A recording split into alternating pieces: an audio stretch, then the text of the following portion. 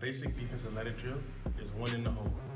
The one in the hole drill is a simple drill that requires you to step once between each ladder. The best way to perform this drill is to stay low and stay on your tippy toes as you step between each ladder. Also, avoid leaning forward while doing these ladder drills, and take your time if you must. This defensive ladder drill is called two in the hole. The two in the hole ladder drill is a simple drill that requires you to step twice between each ladder. Once again, you must stay low and on your tippy toes. For this drill, it is way more important to not lean forward, or you will lose your balance and stumble.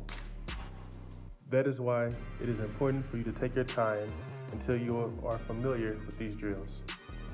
Another basic defensive ladder drill is called hip rotations. Ladder rotations are also simple. This drill requires you to go horizontally down the side of the ladders while rotating your hips. In order to perform this drill successfully, you must rotate your hips and not step forward. Also, while doing this drill, bounce on your tippy toes and rotate your hips, and your momentum should help you move sideways down the ladder. One foot is always going to be between the ladders, and the other foot is always going to be outside the ladder. Another drill that you can do for your basic D-lineman drills are bag punches. And they start off like this.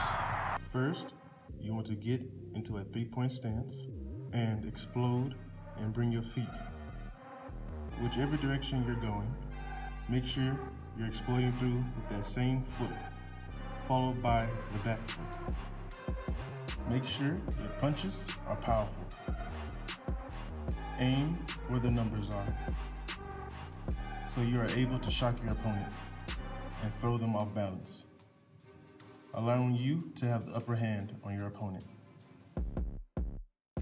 Next bag drill, we're gonna have chop dip rips. The key to chop dip rips is to stay low, but most importantly, you must be quick and fast while chopping around the edge of your opponent. Also, when chopping down on your opponent, make sure you're following through aggressively and continuing with a powerful and violent up chop as well.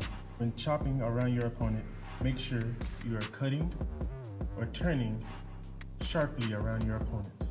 For this defensive bag drill, we have figure 8. The goal of this bag drill is to work on staying low and cutting around your opponent while using the chop dip rip. You must explode out of your stance while staying low and cutting around the second bag. When cutting into the second bag, you must sink your hips while turning around the second bag. Once you're around the second bag, drive to the inside of the first bag and explode out. Keep in mind, you're chopping around every bag. For this defensive hand drill, this is called the long arm. The goal of the long arm is to create separation between you and your opponent, making it harder for them to engage you.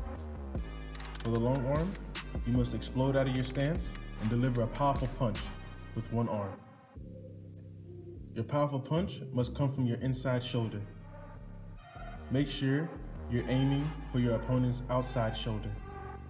When you are delivering your punch, make sure you're driving your inside foot along with your punch at the same time.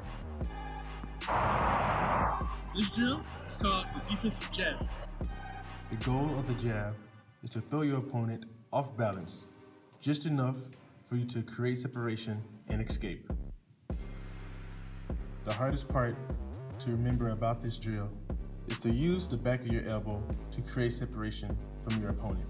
While doing the jab technique, you're going to want a chop at the wrist with that same hand.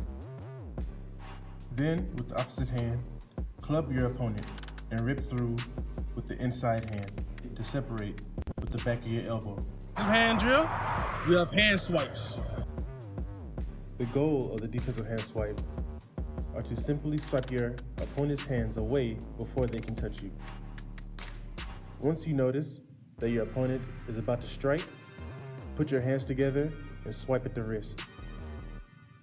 Once you've swiped at the wrist, violently rip through your opponent.